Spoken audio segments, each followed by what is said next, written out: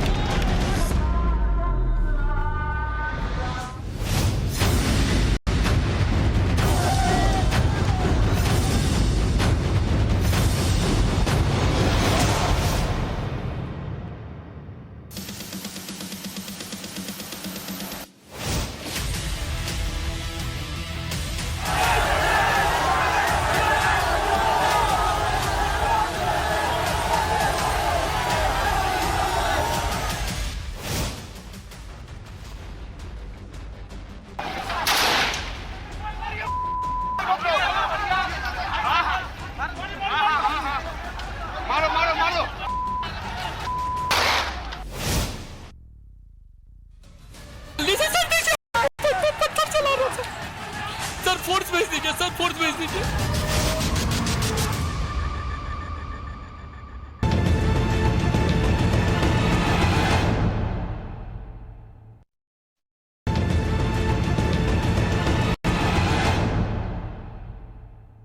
देखिए देखिए पत्थर चला रहा, देखिए देखिए आप इधर आइए।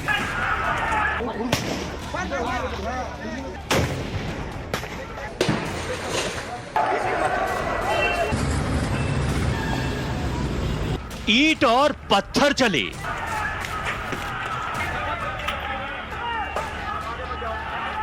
आग लगाई गई,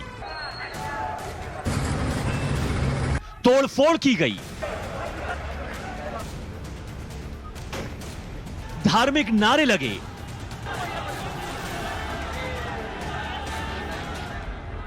और इसी के साथ देश के कई शहरों की शांति भंग हो गई।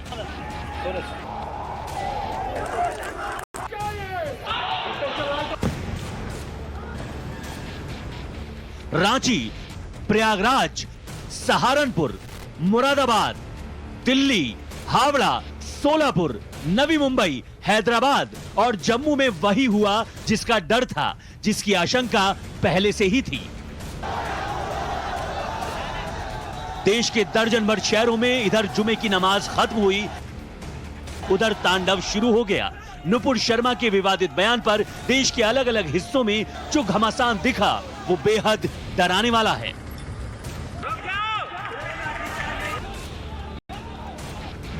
रांची, देखिए देखिए पत्थर चला रहा, देखिए देखिए आप इधर आइए, आप इधर आइए, इधर आइए। झारखंड की राजधानी रांची में प्रदर्शन के नाम पर जो कुछ हुआ उसे किसी भी सूरत में स्वीकार नहीं किया जा सकता है। प्रदर्शन करने वालों ने पुलिस पर ही हमला कर दिया। पत्थरबाजी में एसपी सिटी का सिर फट गया, कई पुलिस वाले घायल हो गए। सर पत्थर चल रहा है सर, हमको कवर में लगा, मेरा मोबाइल टूट गया सर। जल्दी से सर देखिए, पत्थर चला रहा है। शहर में काफी देर तक इसी तरह हंगामा बरपा रहा, उत्पात होता रहा। शहर की शांति इस कदर भंग हुई कि प्रशासन को कर्फ्यू लगाना पड़ा।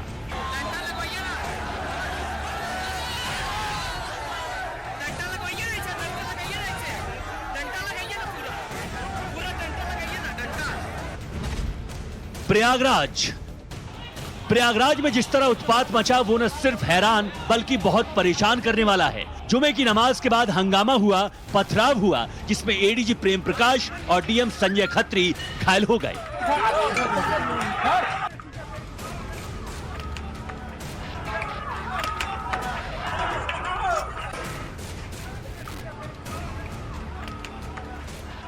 बाकी जांच पड़ताल में जो चीज़ें आएंगी उसके आधार पर आगे की कार्रवाई की जाएगी। कुछ लोगों की गिरफ्तारियां भी हुई हैं, कुछ उपद्रवियों की गिरफ्तारियां भी हुई हैं, उनको देखा जा रहा है। हमारे पास बहुत सारी वीडियो रिकॉर्डिंग है और हम एक एक करके छानबीन भी कर रहे हैं और कुछ इनपुट्स भी हमारे पास है। तो उन सारों को चेक करके जो भी इस पे दोषी होगा हम कड़ी से कड़ी कार्रवाई करेंगे और किसी भी दोषी को किसी तरीके से बख्शा नहीं जाएगा और सलाखों के पीछे बंद किया जाएगा। सहारनपुर, यूपी के ही सहारनपुर में जबरदस्त हंगामा हुआ। हजारों की भीड़ ने जोरदार नारेबाजी की। बिना परमिशन जुलूस निकालने और हंगामा करने वाले 2 दर्जन आरोपियों को गिरफ्तार किया गया है। पथराव हो रहा है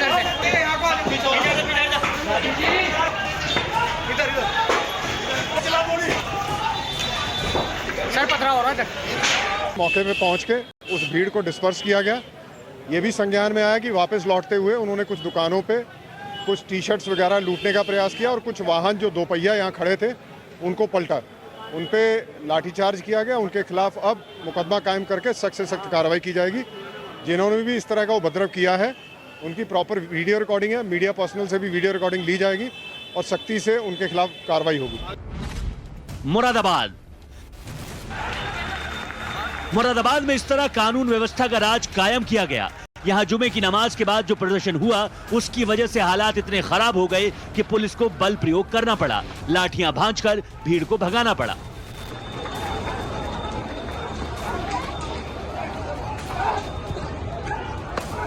नमाज साकुशल अता की गई थी। उसमें कुछ नवयुवक जो हैं वो वहाँ पर आए थे और उसके बाद वहाँ पर उनको परसुएशन से ही, बातचीत से, और अधिकारी वहाँ पर जो मौजूद थे उसको वहाँ से हटा दिया गया था। उसमें कुछ लोग की जानकारी हम लोग को प्राप्त भी हुई है कि किन लोगों के द्वारा उनको इंस्टिगेट यानी उत्तेजित करने का प्रयास किया गया था। दिल्ली के जामा मस्जिद के बाहर भी नमाज के बाद प्रदर्शन हुआ। हालांकि प्रदर्शन हिंसक रूप लेता उससे पहले ही पुलिस ने हालात कंट्रोल कर लिया। हावड़ा, सोलापुर, नवी मुंबई, औरंगाबाद, हैदराबाद, श्रीनगर, टोडा, नालंदा। नमाज के बाद यह हंगामा शहर शहर हुआ। कहीं नारे लगे, कहीं आगजनी हुई, कहीं पत्थर चले तो कहीं प्रदर्शन के नाम पर कानून व्यवस्था का जनाजा निकाल दिया गया।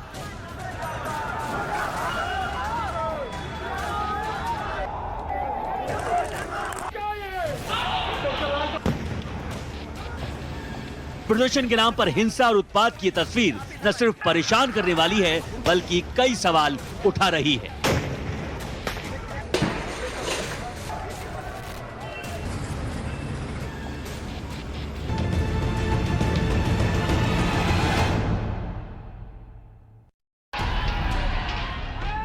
देखिए देखिए पत्थर चला रहा, देखिए।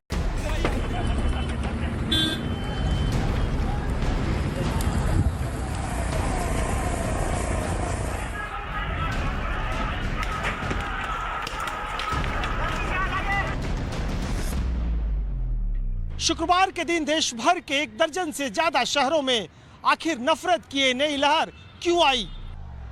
शुक्रवार के दिन देश में 1 दर्जन से ज्यादा शहरों में नफरत की नई लहर क्यों आई?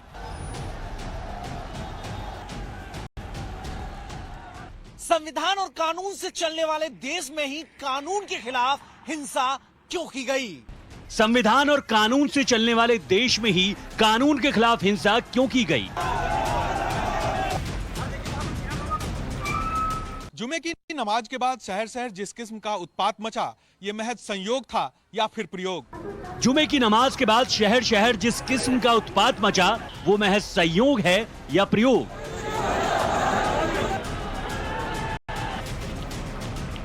सवाल इस बात का है कि इस बवाल और तांडव का स्पॉन्सर कौन है? इसके पीछे किसकी जहरीली साजिश है?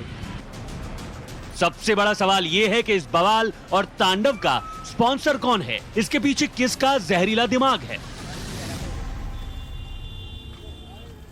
देश के दर्जन भर शहरों में जिस तरह का बवाल हुआ उसके बाद यही सवाल है, क्या इस तरह का तांडव पहले से ही प्लान था?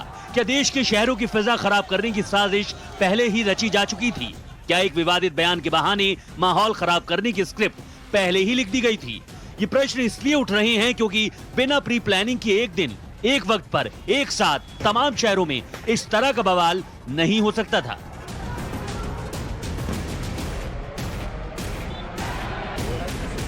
तो सवाल यही है कि अगर ये साजिश है तो साजिश रचने वाला कौन है? धर्म के नाम पर जिस तरह का उत्पात या तांडव मचा उसका गुनहगार कौन है? इस उपद्रव का रिमोट कंट्रोल किसके हाथ में था? यही तफ्तीश का विषय है। सुनिश्चित तरीके से कुछ ऐसे शक्तियों का शिकार हो रहे हैं जिसका परिणाम हम सबको भुगतना पड़ेगा। सभी से अपील होगा कि कोई ऐसी घटनाओं को अंजाम ना दें जहां वो जुर्म के भागीदारी की।